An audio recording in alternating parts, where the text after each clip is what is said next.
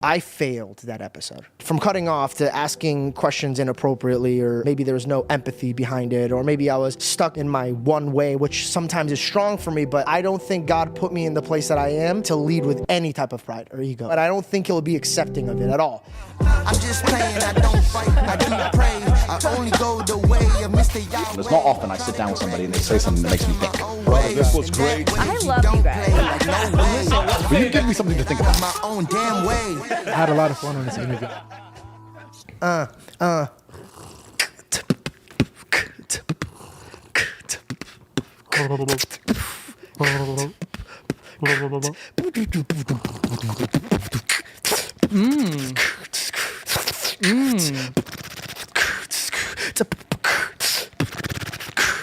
Honestly, just let him go. Jesus, dude.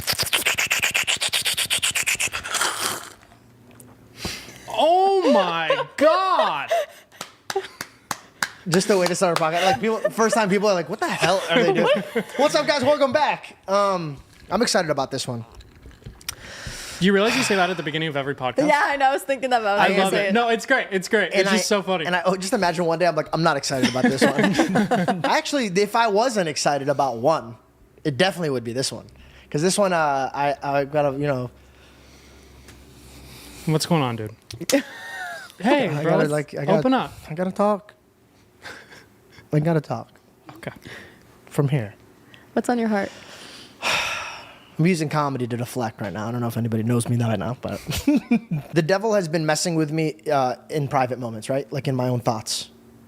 And he's trying to steal my joy right now. And I wrote in my notes, I go, if the devil's going to come after me privately, then I'm going to praise God publicly. Like, I'm not going to let him try to get me by myself in my thoughts and get me to, like, run away from the new obstacles that I have. So I have a lot to talk about today. First, I'm sorry to you. Like, when I talked about the marriage thing, it made it seem like I did not want to get married. On the Jordan Peterson episode. Yes, sorry. Just for people that are missing context. On the Jordan Peterson episode, a lot of people were talking about the way I was going about marriage. And we actually do cover this with a Cliff episode. We went to New York, and I got to sit down with Cliff and Stuart again.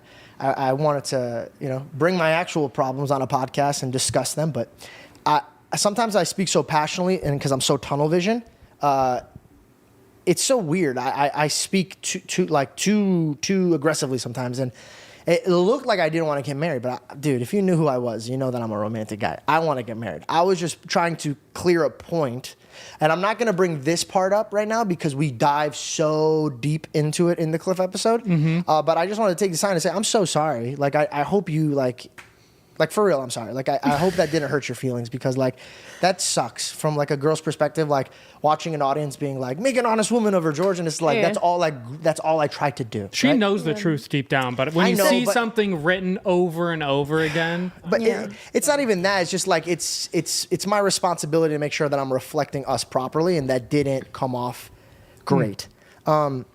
Thank you. I appreciate that. And I mean, I've told you privately, so I guess I'll say it again here, but I know our relationship, just as Reed said, and I know where we stand. I know how you feel. So that all that matters to me. People are going to say what they want to say, people are always going to have something to say about something, Yeah. So, you were just you had, a question, and you're pondering something in your thoughts, and you wanted it answered, but anyways, I can't wait to stand up there and say I do. And I know that's how you feel too. So that's all that matters. No, don't speak for me. Okay. Shut up. Okay, so. Oh, that was a bad car accident. That was a bad. Oh no! Oh no! Is anybody on low? Right there on the corner. Sorry about that. we're alive. We have a very dangerous corner. Dude, straight up. We always hear. There's always that second where it's like you don't know how long it's going to last before the impact, and sometimes it's like. Yeah. Sometimes it's sometimes it's sometimes. Thank you, Reed. I think I was in that car crash. He hasn't recovered from the dirty socks comment. He made Bell I'm go wearing change. black socks this time. That was the last solo episode. Mm-hmm. No, honestly, my mom comments on podcasts, and she combats with haters. But even her, she was like, "Reed's never allowed in my house." Yeah, I was in her home. Yeah, it looked like I just ran through the forest in my socks. Like, dude, I was like, they can't be that bad. I clicked on the time mark, and I was like, Oh dear God. Honestly, That's though, it is disgusting. hard keeping your socks white. Hard. I've washed my socks in bleach, and sometimes it's like, Should we start from there, or should we just kind of? I think that was great. Yeah. Yeah. Are you okay, dude? Okay, back to the devil in your head, huh? yeah. Jeez, dude. In my defense, I'm still dealing with the medication. It's making me very nauseous all the time, and it's hard to like. Parasite medication? Yeah. I want to circle back to the Jordan Peterson episode. I have it in my notes. This is how I wanted to explain it. One second, sorry. I just want to get so comfortable. Yeah, crisscross applesauce. It's one of those kinds of days. It's one of those kinds of days. Oh, holding the pillow too. Yeah, I just want to get real. It's gonna be one of the. It's all around gonna be one of those episodes. I hope you guys bear with me. I wanted to apologize because. Let me take a step back before I even get into the Jordan Peterson episode.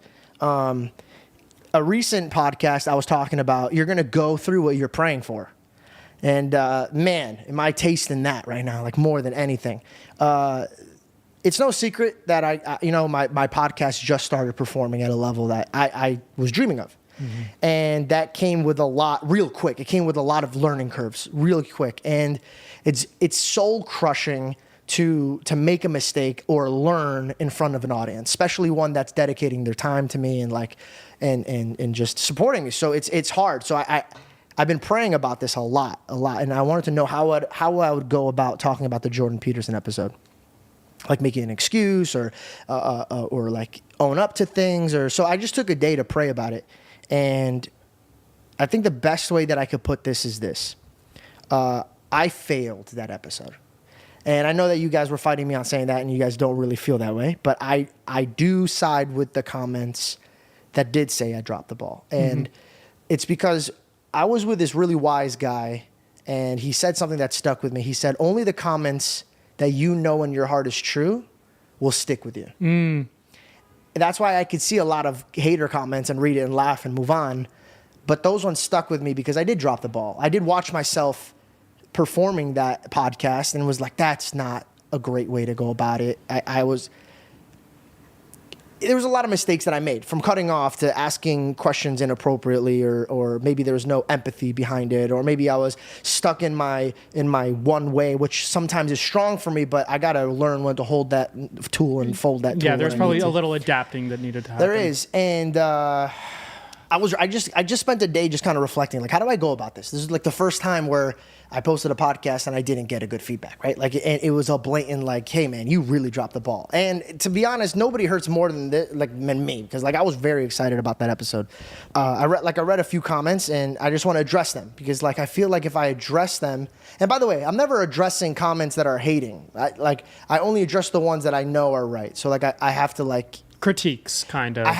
If I'm going to have this stage, right, and I gotta, if I'm gonna have a grateful mind, I can't have the attitude of like, I don't care what they say. This is like my stage. If you don't want to listen, go, because I do care what they say. If it makes sense. If it doesn't make sense, then I'm like, all right, they just don't see it from my point of view, and I'm very strong in my mindset here. It's very clear with comments, knowing if it's coming from a place of love and trying to better you, or just somebody trying to tear you down. It's very easy to read them and be like, oh, you actually don't have any real care for me improving. You're just you're taking out your own insecurities, or you went online to hate on somebody. Yeah. To make yourself feel better. I read a comment and it said, the fame's getting to his head. And it is. It is. And that's so uncomfortable to say, but not in a bad way. Not like in a way where I'm like, yo, this is my show. It's truly, I have a new audience now and a new stage. I am getting the fame to my head, but in a way where like, I don't want to lose it. I don't want to lose it.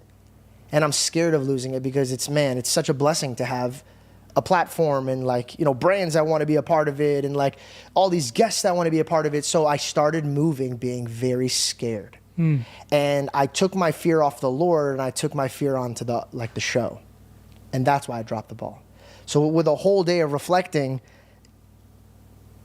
I asked God, gently remind me for my next obstacle, right? Like, I already know I'm going to be put to another test, but be gentle with me because, like, I just came from, like, a really exhausting one, and I would like my next one to be, like... Be easy with me. Yeah, just be easy with me. Like, just, I'm still recovering, you know what I mean? Like, I'm still trying to figure it out and try to be a good leader and try to figure things out. And I took my eyes off of him for a moment, and it was like, I got to make sure I come off, like, people are, like, listening to the show, and I just became a try-hard, and immediately the audience caught it, and they were Humbled like, you. "Yo, chill out with that," and like, be careful of how like, just because I have a strong point of view, I can't forget that I'm having a conversation, and that I have to be willing, even though I don't understand, nor do I want to understand, I have to come from humility and like understand that I am the host.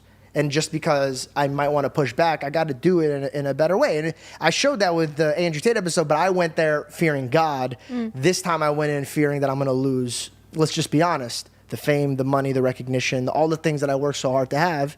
But God, in that moment, real quick, was like, I'll take all of that away from you if you act like that. Because this audience isn't building that type of nonsense. And so I want to thank everybody that kind of called me out. And I'm sorry, guys. Like, I really wish I would have pulled more out of that episode than I should have, you know? And you know what? I got to say this, bro. Like, it was so... You remember how I asked God to be gentle with me? The audience was so gentle with me, bro. Yeah. I've never got critique. Like, it was like... It wasn't like a... It was just like, come here. Let me tell you, sit down. And I'm like, just sitting there reading these comments, and I'm like, this is my favorite brand deal I've ever shot in my life. I didn't even pay for it either. What? This is a one-of-one original painting. This means a lot to us because Reed's dad actually makes them. Very, very talented painter. You actually could send in pictures and he could hand draw whatever you want. Commissions. They're called commissions. He loves those. Well, you know who's not getting a commission? You, so shut up. I was in the middle of pitching this. DougCaldersStudio.com. Use my code. There's no code, George. They have to pay full price, but it's very reasonable. It's very reasonable. But all joking aside, guys, these are unbelievable. And if you want some really, really high quality painting with a lot of meaning, make sure you guys go to the description, click that link, and not only you could order anything that you want to be painted, but there's also really, really cool ones already painted. So check it out. Link is in the description. Well, actually, and I was going to say something for that, is that I think, you know, and I think it's very big of you to realize your faults. And I mean, that's something that you continuously do in your life. You know, you're always trying to correct yourself and better yourself, which I think is very admirable. But I definitely think you need to give yourself grace in the sense that, well, first of all, you're going through a lot. Your body, you know, he's literally trying to get rid of so many parasites in his body. He's taking so much like medication and supplements and things like that. So your body's going through it a lot, and you have a lot of work piled on, a lot of pressure. And then on top of it, I mean, you know, Jordan Peterson, that's a very difficult person to sit down with. And I think that a lot of people obviously know that. I saw a lot of comments that were supportive of that were like, hey man, I mean, like, honestly, good for you that was brave of you sitting down with him, because it's hard. He's a hard person to sit down and open up with. So I just think you need to give yourself grace. You know, it's a lot of pressure. It's somebody you look up to.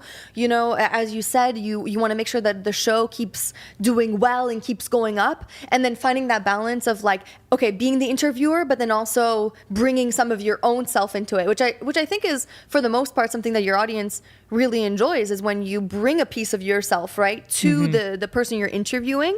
But I guess it's finding that balance, right, of what's just enough and what's too much, right? So I just think you need to give yourself grace, and I appreciate that. You know, and I think I would love to agree with you. I would love, like, don't get me wrong, like, bro, like, just tee me up to be like, you're right, like, I need to chill out, I'm doing just fine, but it's too much grace that could be poison, right? Totally. I think, like, one, I'll give myself grace on one thing when I cut people off. If, like, for example, you're talking and because me and you cut each other off in real life. Yes, like, please, and I'm gonna cut you off right now. Please, people, know when Georgie cuts me off, or when I cut him off, or whatever it might be, like, he's not cutting me off because he doesn't care what I have to say. This is just how we communicate, and this is how we have conversations. Yeah. And it's so hard knowing the right beat, when to come in. Like, is that person done their sentence, or are they not done? It is difficult.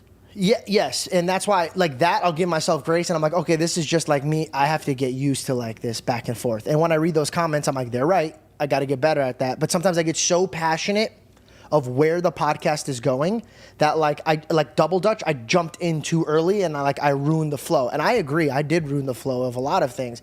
And I never have the intentions of ruining the flow of a conversation. In fact, that's like the least thing I would ever want to do. Of course, it's just my excitement, or maybe I'm in a thought and I'm thinking it's so like much that I blurt it out and I might accidentally cut somebody off, and that's very wrong with me. Disrespectful on so many levels. I'm working on it. But when I watched that podcast back, that was driven by so much pride because I was like, yeah, I'm sitting here with Jordan Peter, like, cool, like, I can't wait to share my thoughts, and I'm going to tell him this, and then I'm going to learn this, and if he doesn't think this way, then I'd like to show him, and it's just like, whoa. You forgot the whole point of being there. Yeah, and to me, that doesn't deserve grace, because I don't think God put me in the place that I am to lead with any type of pride or ego at all. Zero. Like zero, and I don't think he'll be accepting of it at all. So and by the way, like, do I want to jump on a podcast always and just like brighten up your day? I do. I hate the fact that I actually sit here and like I have to talk about this, and I hope I'm not boring anybody. But I was raised that if I did anything wrong, I have to own up to it. It'll eat me up alive if I don't. And this is the first time in my life that I've ever done this like on my show. So this is like, I just bear with me, even if this apology is annoying. Like, there's a lot of like programs and shows and stuff where I feel like the connection between the audience and the people of the show, there's a huge wall put up where it's like they are watching because of me. So why would I listen to them? I know what's best for me. If they care about that, they'll keep watching. But if I was an audience member and I saw somebody drop the ball a little bit and they did what you're doing now, which is respond and say, oh, I want this to be the best it can be, I'd have a lot of respect for that person. And it would honestly make me a bigger fan of the show. And I'd want to say, oh, I'm excited to see this guy grow. So I totally agree. In honor of this episode starting out so serious, I'm just going to kind of go over some things that I was journaling. And hopefully this episode could not only help me reflect a little bit more, but like hopefully maybe this sits with somebody else. Here's something I wrote. I said, I realize every time I say a prayer, I get scared. I go, God, please teach me to be content.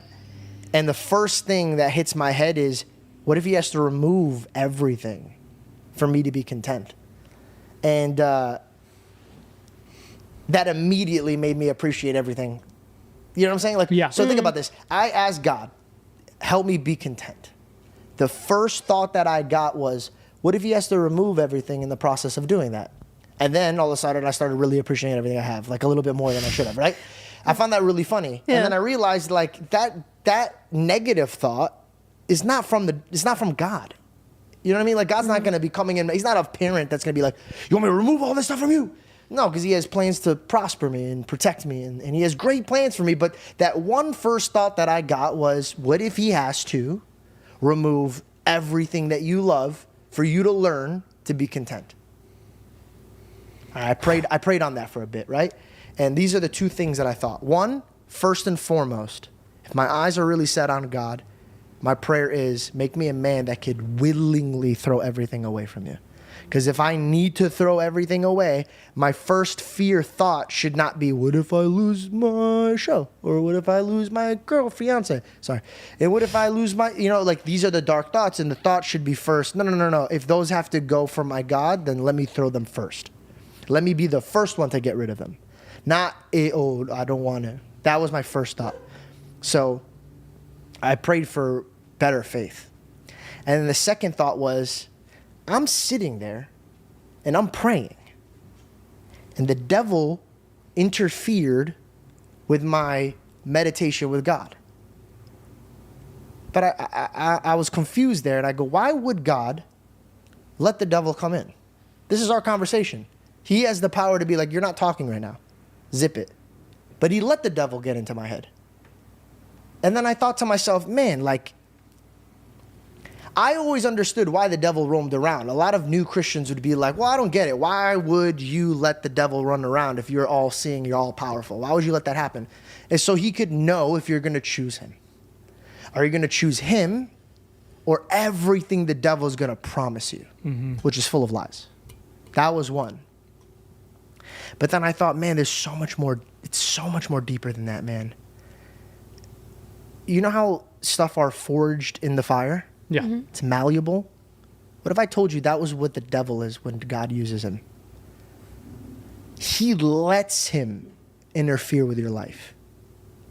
Just the perfect amount for you to choose him.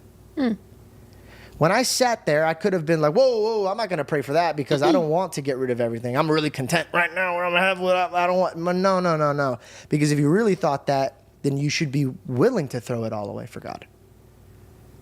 So when I felt that, I just realized, man, how many situations is the devil beating the crap out of us, and we're sitting here upset with God, being like, why would you let him roam around in my business? Is because he wants us to be malleable. He wants to forge us in the fire. It's heat. It's hot. It's annoying. But diamonds are made out of pressure. That's why I started the podcast being like, if the devil's going to mess with me in private, I'm going to praise God in public. Because I think a lot of us like to pretend the devil doesn't exist. That's his trick. That's not our trick. Ours is to symbolize and know which is wrong and right. Mm-hmm. So how could we use the devil? I know that sounds really crazy, but how can we use the devil? No, everything you're saying makes so much sense. Well, because if the devil didn't get in your head going like, well, then all this is going to go away, then you wouldn't have sat there and reflected about how grateful you are for all these things. You wouldn't have been reminded of like, oh, wait, I don't want this to go away. I don't want that to go away. I don't want, and then you realize how important they are to you. And so you're grateful for them. It's harder to even like put into words because it's a new thought. I haven't really even been able to flesh it out, but I see God using the devil as a tool in my life. And it's a tool that we don't talk about. If you're in a financial state, the devil's probably telling you to have a credit card, buy beyond your means, do. But it's like you have to fight these thoughts. You can't just pretend they don't exist. Because a lot of people are, oh, you believe in the devil? Well, yeah, dude. If you believe in God, then you believe in the devil. And the devil isn't just sitting around and just, oh, well, he's with God, so I'm not going to. No, bro. He's going to obviously come after you. You're the one that he wants. He wants the one that worships God, not the one who's at the park who doesn't even care about God. He already won him. Totally. He wants the one that worships God. And kind of the reason why I tied in this with my apology is the devil messed me up on my last podcast. He got me in my fear of like, I'm going to mess up this podcast, and I messed up the podcast because I was worried about messing up the podcast. And I should have been worried about messing up God's will. Like you believed in that thought more than anything? But you're going to be a better interviewer because of it. If the devil didn't intervene, then you wouldn't have learned this lesson, and you wouldn't go into the next podcast remembering that and being stronger. And keeping that in mind. You grew from it. Yeah, but I think I only grew from it because I didn't run from it. And I think that's what I used to do a lot. But this podcast had made me so vulnerable and so like these people are catching anything I do wrong. Like, you know what I mean? Like if I say one thing wrong, they're like, hey, dude, what's up with this? And I'm like, yeah, you're right. And that's great. Now, honestly, it's a blessing. Now I have an audience that can keep me in check. I mean, even biblically, bro, like it was other people that kept other people in check. And by the way, this is a Christian audience. So people aren't just like, I think he's wrong. Chapter, Mark, 8. They're putting Bible verses. And I'm like, whoa, like this is like. So different from people just putting the remote and turning on late night TV and being like, that's interesting, and turning it off, bro. Yeah. No, it truly is such a different audience because you look at, and it's so funny. I was just looking at this today. Like, this is random, but Kylie Jenner posted some pictures, and I was like, wow, I think she looks great. And I look at the comments, and I'm like, I know someone's going to have something to say about it. And it's like, when she was super curvy, people were like, oh, it's so much, da, da, da, da. Now she's like a little bit more lean, and people are like, well, at least when you're curvy, you stood out. And it's like, Jesus. Poor girl. No, bro. I agree with that one, though. I'm just kidding. It's like, you can't like... If you're going to do something, do it for yourself, because literally you can't please anybody. You know, somebody's going to have something to say. Also, shame on those people that just have bad things to say all the time. But anyways, but the difference between like this audience versus like our audience, who is so thoughtful and like precise with their words, is like, that's a big blessing. And by the way, like, it's a huge blessing. There's this guy, his name's Russ. I call him Russ, but let me make sure. Let me pull up his real name. Dude, he's, as we speak, bro, look. There's a video of him. Rusland? Is that, you pronounce it Rusland, right? Sure. Oh, he's always, yeah. Rusland? Yeah, there's a video as we speak going he's live. He's a maniac, dude. He's always working. He reviews you a lot, yeah? Channel. If you guys aren't subscribed over there, I mean, that's family. Make sure you guys subscribe. Bro, I posted the Jordan Peterson episode, and this kid, when I posted, had another video already watching it, and then there was like 100K of people just giving their inputs on it, and he messaged me, and he's like, hey, man, like, it was so nice, because he's always speaking so highly about me, but he goes, hey, man, like, I'm sorry, but I had to give you my input on this, and I go, bro, like, if you're a Christian, like platform, should never be sorry of rebuking me. Your job is not to agree with me. Your job is to correct me. Especially if you have your own audience. I would hate for you just to like me and then I'd be like, oh, let's brush this underneath the rug. Like, no. If you're gonna confront me behind closed doors and I'm so vulnerable, bro, hang me to dry. Let me be the example that other people need to learn from. Like, it's a healthy thing to just at least move in a direction. It doesn't have to be like an overnight switch. Speaking of overnight switch, Mike Malak called me. Just now? Yeah, I'm gonna FaceTime him right now. Why not? This is a perfect podcast for that, right? Yeah. Oh, look who it is. Yeah. Wait, can you? Oh, you're not gonna be able to see me. Am I on the show? Well, you are, but like you're not at the same time. I know because I'm connected to my AirPlay. Wait, are you able to hear me? No. Hi, Mike. That's a bold-faced lie. Yeah. How are you, buddy? I'm pretty good. I just got off the Bobby Lee podcast. Yeah. By the way, Mike calls me. He's like, hey, just to let you know, we're going on Bobby Lee's, and I'm gonna give you all the smoke. And I'm like, oh my god. How did it go? It went great. No, it was cool. I think. Actually, he talked about like the idea of you guys doing content. And I was like, yeah, but I was like, he's not doing your show, and. Thanks, you're like the best agent. Nice, Mike. I was like, you're not gonna capitalize off this situation. You're gonna make it right, and you're gonna go on his show. And he was like, yeah, I'll go on his show. That's fine. So he said he's down to go on your show only if you want. Wow. Well, let's go, Mike. You know, I always said Mike had my best interest. You always liked Mike. You always liked him. Yo, today I was on the phone with Mike, and he goes, bro, you told the world you wanted to punch me in the face. And I said, I didn't. I think that says a lot. I was like, and the funny thing about it was you said that when we were already talking again. Like, we were already. Yeah. Here's the thing. Me and Mike we still haven't really fully sat down and talked things out, but we are going to talk things out. Obviously, everything's good. And then we're go ahead. Yeah, and I'm gonna come on as well, and we can break down some of the stuff on the show as well. Yeah, all the secrets and juice, and then actually he's gonna be the new co-host of the shit. Just imagine, like they're like, damn, bro. I mean, dude, sounds like a paycheck. All right, bro. I'm gonna finish up this pod, and then I'm gonna hit you up afterwards. All right, sounds good, brother. Have a good one, bro. All right, you too. Peace. God, I hate that guy. Thank God you don't have to punch him in the face after that, dude. That guy's the worst. I'm just kidding. Nah, I actually told him, I go, bro, it's like, it's as much as like we went back and forth, like you gotta, I don't know, I love that, bro. Like, for those of you guys that don't know what's going on, me and Mike had a falling out. I was on a show with him, and I love when the devil doesn't win. Right? Damn. The devil tried to separate, and I could have easily taken the opportunity and being like a punk or like somebody who's egotistical. And there was times where he was winning in your head. There was times where it's like you wanted to burn the whole thing down. They were winning a lot. The scoreboard was real high on that one. But you know what's so funny? It's just like when you really put your ego aside and you're like, what do you want? And it's like, true. I don't think anybody wakes up and is like, I want the smoke. I want to smoke with somebody right now. If anybody says anything, and it's just like, that's and if you do, bro. you're hurting. Yeah. You're not in your best. And by the way, state of mind. I wanted the smoke at one point. Mm-hmm. Oh, definitely. Because you were hurting, bro. Oh, yeah. But I'm glad I didn't. Yeah. And and I love that. I love that. If you work really, really hard. Oh, this is actually in the Apparel. This is gonna be really nice. This podcast is really turning into something. Is it? No, Yeah. it is. It's not, is it? No, it's not just joking. I do blame it on the medication, though. I'm so nauseous. Like, every time I keep swallowing, it's my own saliva because I feel like I'm going to throw up. Nausea's the worst.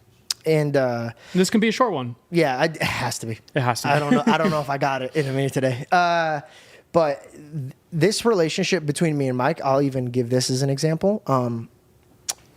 Silence was the best weapon I could use. And I'll explain. Shout out Jordan Peterson. And Belle's smiling because she'd always just be like, be quiet. Just don't say anything.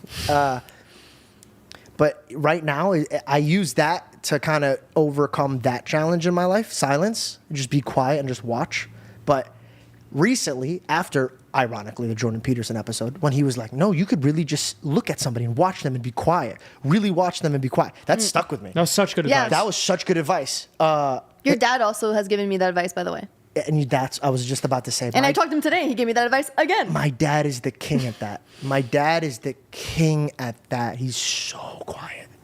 I will only know my father's stressed or upset or angry when he's quiet. When he's quiet, if I ever walked into the house when I was younger and it was quiet, my stomach would like just hurt. gosh. Because I was like, oh damn, like this guy's like he's not bippity boppity. He's just like going and do you want food? Do you want food? Like if you know he's good, when he's offering you food and drinks and he's like hanging out, you want a cigar? Like he is 12 o'clock. Let's do something. Come on, let's go. But when he's quiet, you're like, oh, somebody messed with him. And that is such a powerful tool because I think. I'm not exaggerating. 50% of my problems were because of my mouth when I was emotional. It was like they would do something, I would retaliate, and then now that just added drama. And I have to go and either apologize for how I spoke, take back things I didn't mean, or the worst, double down. And you're like, oh, I can't back down. Now I just said that and I got to go in for it. Yeah. But it's like you got to just be calm and quiet. It's hard. And then I realize why this is so important. When you're quiet, are you ready for this? A lot of people are not really they're gonna hear it and go, whoa, I never thought about it that way. And some people are like, are you stupid? How did you not know that? I was the one that didn't know that. You ready for this? When you're quiet, you could listen more. But hear me out, Reed. The reason why I talked so much wasn't because I was like trying to get one over, is because I'm a man who is socially like with his mouth like very, very good at talking, that when things get bad, I think that's what I need to do. It's your tool. If it's quiet, I'm like, oh, I have to mend it or fix it or try. And that try hard, it's like, it's such an uncomfortable and cringe thing to look at. But when you like pull back the microscope and you're like, okay, why am I trying so hard here? It's because you care. It's because I care. Yeah, you want people to know your heart and just understand. And when I'm quiet, I feel like they think I don't care. And that scares me. Because I'd rather say the wrong thing to you than you assume the wrong thing of what I'm thinking. Do you get what I'm saying? Yes. You have to trust that people know your heart. If you think they don't, then you're always going to be trying to prove yourself to them. But like I would say I'm a quieter person. You talk way more than me. But I know. All right, I'm already down, buddy. You don't gotta. Hey, bro, it's the George Janko show. So you're doing something right. No, but when I'm quiet, when I'm just listening to you, I know you're not thinking, why isn't he saying anything? Why isn't he saying anything? But it's because I know that you know my heart. Yeah. Like when I first walked in, within 5 minutes of us meeting each other, I knew you knew who I was. I wasn't worried about like, oh, I have to prove myself. I have to do this and this. I don't think then you would be understand how inauthentic. special that is, bro. I don't think you know how special that is. And like, that's why I'm so blessed to have somebody in my life like you, because like I could learn from that. I came from a world where I first started with self-deprecation. I made jokes about myself to make other people laugh. When I was younger and people made fun of me, I thought in my mind, if I beat them to the punch, I'm the funny one. Because like, which is pretty smart. Steven's not gonna make fun of me. I do the same I'm thing. gonna bro. make fun of me. I made fun of myself so much. The teacher, I got suspended for making something about it. Like they brought me in. They're like, George, if you make fun of yourself one more time, you're not going. This is just sad, kid. And bro, no, This is just sad, dude. I can call my mom right now and ask her what. It was a suspension. It was a week lunch suspension. So like I would go to school, but I wouldn't have recess. That's kind of messed Wait, up. what? Yeah, a week of because That's the worst. because I made too many jokes about myself and. My mom would be like, why do you do that? And I was like, well, is it? So like if I thought like if they laughed at me and I said it first, they're technically laughing with me. But this is a problem because as I grew older and I grew more confident, I understood that that's right. Caroline, you're more than welcome to come down. You're so cute. She was like hiding behind the thing. When I grew as an adult and I didn't like learn that this is not great, I adapted with that. So like, I didn't learn that like if I have a problem, I should just be quiet and think about it for a little bit before I just see it and immediately either tell a joke or like try to figure it out. And I think I got to figure it out or I don't care. And they're going to think I don't care. So I got to like figure this out. And I also grew up in a home where it's like, we don't go to bed angry. We have to solve this. And sometimes that's tough because you can't solve everything in one day. Yeah. So I have to learn to be very, very quiet and listen. You're gonna be a monster, bro. Like in a good way. Like once you master that, you're gonna be a force to be reckoned with. Just imagine dude. podcasts where I don't interrupt anybody. I'm just sitting there like this, like quiet, and I don't even say a word. They're like, "Man, he's profound, bro." Damn. Just all you hear is, I feel like Jordan Peterson does that a lot. He's quiet and he takes his time. Like there was times where you asked him a question, and he took like 10 seconds to answer. talking about and he, that he would silence, literally bro, was argue like, with himself. He'd be like, "I was angry." No, Yeah. I wasn't angry. So great. And listen, Sad. Yes, sad. And I was like, Are we here for you? Like, are we a part of this? Who's in there? There's multiple people in there, bro. that's a strong thing to be able to do, you know? Yeah. Because it's awkward having to, like, you feel rude to everybody, having to pause to, like, really think about your answer, you know? But I feel like this goes perfectly with one of my favorite Bible verses, and it's slow to speak, slow to anger, and quick to listen. And that is, like, it's been one of my favorites for a long time, and it's just... She read me that Bible verse over our first argument. Yes. I was a wild boy, bro. Like, it's dangerous when you're really good at your tongue and you don't use it for good reasons. You could get like, bro, like if I argue with somebody and if I wanted to be malicious and just gaslight them or like take their words, if I wanted to be evil with my tongue, no one would have been an argument with me. And I caught myself doing that to Belle in the very beginning of relationships. Why? Because I was in toxic relationships, bro. Before, girls would just be like, they would do shit and I would be like, I would have to defeat them mentally. You wanted to get there before she did. Oh, You're yeah. like, Yeah. But Belle hit me with freaking silence, bro. Not to bring up silence again. I was like, yeah. Oh, what? What do you got to say for that? And she goes, well, no, babe, what do you and I was just what do you like, got to say? come on. You have to say something. Give it to me. Come on. You have And then she just didn't do anything, and I just sat there. And I was just like, start crying. Bro. No. Just silent. What? Do something. no, dog. You're saying it as a joke, bro. You're saying it as a joke, and I just sat there, and I actually did start choking up because I was like, No I'm a way. piece of shit, bro. Like, she don't even want the smoke, and I just gave it to her for no reason, dog. And by the way, just the FYI, because it seems like lately I have to clarify what's going on with my words. I never was disrespectful in a way where it was like scary. I was just like, you're so good at debating. Like, listen, like if you wanted to, you're just so good with your words and at debating. There's just no way around it, you know. And I think the other person knows when you're in an argument, you're like, okay. It's so interesting we're talking about this because Jordan Peterson talked about it, and he's like, if you really want to solve your problems with your partner, if one person's a better communicator, it is beneficial for you guys for that person to also try and make the other person's point, even if it's against what they're saying. Sometimes you have to help be the counterpoint because in relationships, Dude, there's. I just did this with my mom, bro. Like, And hey, listen, if you're gonna put yourself out there like that, then let me counteract you with this. Like, you should be so proud of the growth that you've made in communication, in problem solving, and in arguments. I mean, us dealing with problems 4.5 years ago versus now, they're completely different. Different.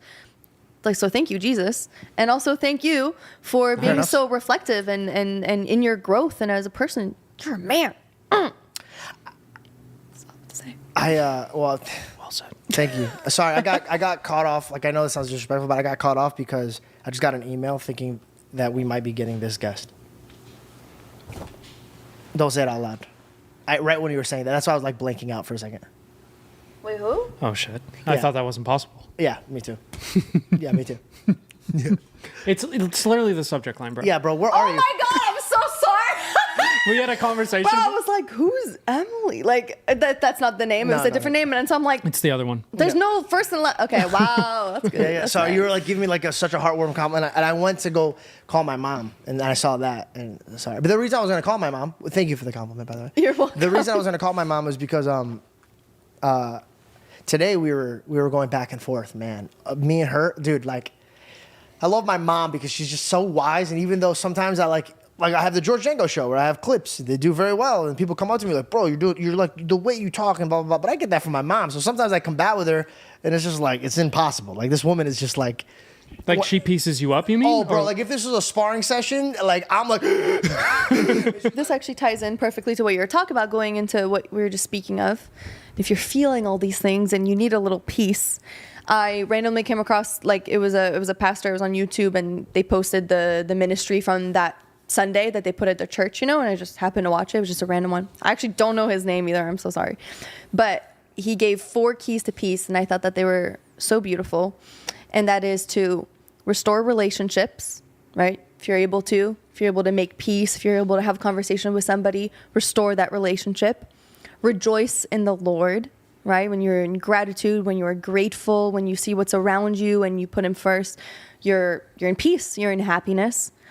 Respond with graciousness, right? When problems come at you, when situations are in front of you, if you can respond with grace, you'll have no regrets with how the situation went.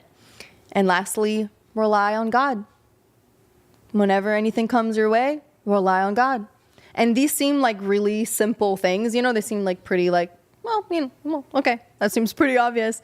But I think those are just like 4 things that are so good to like remind yourself when maybe you have anxiety, you're feeling on edge. Just remind yourself of those 4 things. And then maybe you can prioritize them and put them first. I love that.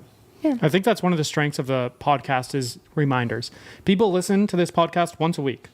So even though they've heard things like that before, they're in their car driving to work and they're like, I needed to be reminded of that. Even if they already knew that. There's tons of things where it's like, oh, okay, thank you, Belle. I needed to hear that today as they're driving to work. So even if people have heard that before, that's still dope. That's awesome. Thank you. I know when I listened to him, I was like in tears on the treadmill, and I was like, I needed to hear this, man. And it was just so good. If you put 4 Keys to Peace in YouTube, you'll see his the ministry from this, and it was really beautiful. I think that's it for today's episode. Okay. Right? Yeah. I just wanted to bring up my dad. I thought we were going to put that in as a brand thing. I'll do that. Yeah, I love that. Right, because I don't want it to just be at the end. That's not fair. Yeah, totally agree. That's not fair to me and my dad. But we're talking about it now. Yeah, should I talk about it now, or should I do like a brand deal where I sit in your chair and that way actually, then let's just talk about it. So like, in some time in the podcast, we did a brand deal. Thank you for letting me do that, by the way. Well, you put a gun to my head. Yeah, well, I'm just kidding. I never got to meet Reed's father yet, but he's done an outstanding job raising Reed. And I found out that he's an artist, which is not a shock because Reed is an unbelievable artist. I guess I got it from somewhere. Check this out. This is kind of incredible. And I know we did an input with it, but I want to talk about this. This is handmade, and it's one of one. Yeah, all my dad's paintings. The reason I wanted to shout him out is because he's always been a painter. He grew up with a thing called hydrocephalus, which is like a excess water in your brain. So he like had it. He as a kid, he had like a big head. He had it's like a tumor almost. Wow. And when he was in college, he had brain surgery. From brain surgery, he came out and he started having seizures in college out of nowhere. He developed epilepsy from the surgery, which he didn't have before. And that kind of slowly degraded his brain a little bit. And so he couldn't have a normal job or anything. So pretty much my entire life, I grew up with my mom owning businesses and my dad helping her as much as he could. But my image of my dad is always coming out to the living room. My dad was always painting. He was always drawing. So it's like my mom is just working her ass off and my dad is just painting away with every second he has. And the reason I created a website for him and stuff is because my parents were just here in LA while we were on a little bit of a down break because we've been doing podcasts where we go hard and then we take a little bit of a break. We were taking a break. My parents came out. And the whole time my dad was here, any second I'm not talking to him, he has a sketch pad out and he's drawing. I swear to God, every second. From the time he was there, from the time he came to the time he left, he had 12 sketches, and the sketches are what turn into paintings. Like, that was a sketch at one point. How much would this cost right here? Like, I think that's a larger one, so I think that's about $200 to $225, which is really good for the fact that it's a one of one. Like, there's no prints. It's just like, that is what he painted on. He sells that, and it's in my house, and I'm the only one that has it. And also, all of the paintings he sells come framed. So, like, you literally just take it and you put it on the wall. I love that. It's so beautiful. We got close-up shots of it. I'd love to show that. But for those of you guys that don't know, like, you would go to, like, Target, and that would be not too far off the price. But that's such, like, everybody might have it, or it has no soul behind it. But this is a man who... That's my dad's life right there. Yeah, he's put his life into it. And And also, it's like all of his paintings, I'll put some different ones up on the screen, but they're all like so different. He does ones of like still lifes of people. He does landscapes. And I just like picture my dad walking around Albuquerque with like, just walking around with a camera and being like, oh, that'd be a good painting. And then he takes pictures and then draws it. And it's like, he's just always growing. It's so cool. Would he ever draw people's pictures? Like, for example, if they sent him yes, like pictures? absolutely. Commissions is what it's called. I put on his website, I put a little commission part actually. So if you are interested in commissions for my dad, you can go there and send him an email about what he'd want. He was even like, Reed, make sure that they know that like they can just email me about anything. I just want to talk to people. He's like, let's put their email in too. Yeah, I'm gonna put it in the screen as well too. Such a so you don't even have precious to go to a description. But if you're looking for art, I would definitely do this, bro. Especially, I just love the artists that like any type of person that just puts their whole heart into it and they're not making so much money and they're just doing it because it's actually art to them. I feel like that doesn't exist anymore. Yeah. I mean, even myself, my art, I'm like, how do we monetize? Like, it's just always it's a dollar thing. And the fact that he didn't even think about doing this, his son put this together. That's I'm proud of you, bro. You're a great son. Thank you, dude. That's really Thank special. you. Thank you guys for watching this very deep, raw, hopefully not annoying podcast. I would love to come here next time and just make you guys laugh. I guess that's a good thing that Fluffy's our next guest. Yeah. And So cool we got him. Yeah, number one comedian. He's the only stand-up comedian to sell out Dodger Stadium. Just Gabriel Iglesias, bro. Like, literally a legend. So I'm glad we get to pivot from some serious conversations to some nice laughs. Thank you for bearing with me on my journey. And if we had to end it on a serious note, because it was a serious podcast, I'd say I would love instead of subscriptions or likes or shares, prayers. Just pray that we have protection. Like, not even just in the real realm of like physical, but like just spiritual. Like, make sure that we stick together, that we are here for each other, and that this life could get hard, and that I pray I don't grow an ego, or I stay grounded. And there was this brand that reached out to us, and he gave me a compliment that stuck really, really hard with my heart. He said, George is a man for his people. His boots are on the ground, and his audience knows that. And I took so much pride in that. And it's so true. I pray that is how I am looked at for the rest of my life. And if not, then I pray God takes everything away from me to make me that type of man. Keep doing what you're doing. You're going to be that person forever because you're that person now. And you care so much. I think you will. I've never been this vulnerable. It's so uncomfortable. People come up to me like, dude, how do you do it? I go, I don't know. I don't know, bro. The camera just runs, and I'm sitting there behind Reed while he's editing. Like, just cut that out, bro. Like, just put that in there. Just like, cut that out, dude. Cut to something else, bro. That wasn't even a car accident. I paid a guy, said just ram your car into the ground. I love you guys so much. I'll see you guys next time. Peace out.